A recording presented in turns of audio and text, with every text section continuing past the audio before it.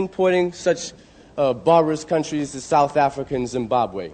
And in terms of giving your appraisal of the riches that have been accumulated in the Western so-called democracies, capitalist democracies, I would like you to give us an honest evaluation of just how these countries got so rich so quick, and that direct relationship of that to the fact that there were slaves that worked free labor, and the wealth that was created in this society being a direct product of that relationship, and also of the colonial relationships of the Western European countries and the wealth which they bled out of the people in their colonial domain.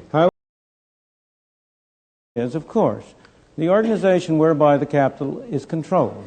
In the Soviet Union, it is controlled by the state or by officials of the state. In the second place, I have been talking for an hour. I would like to talk to you for 10 hours.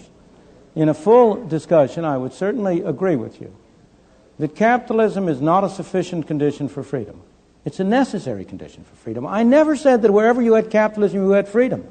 I never said that. I never made that statement. I made the opposite statement. Wherever you had freedom, you had capitalism. Capitalism is a necessary condition for freedom, but not a sufficient condition for freedom. In addition, you need relatively broad access to capital and a relatively free market. Again, relatively. You need competition. I usually refer to it as competitive capitalism to distinguish it from certain kinds of systems which have been capitalist and have all of the bad qualities that you describe. In the second place, because I don't want to take too much time, to go to your final points.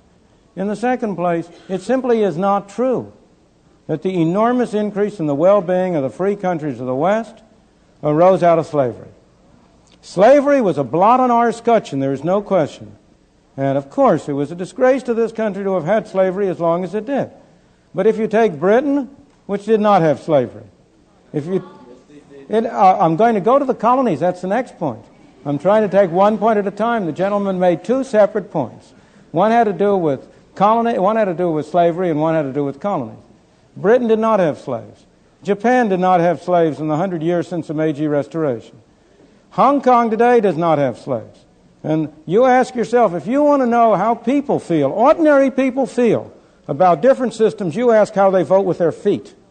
And you ask whether it's Hong Kong that has to put up police to keep people from Hong Kong going into China, or it's China that has to put up police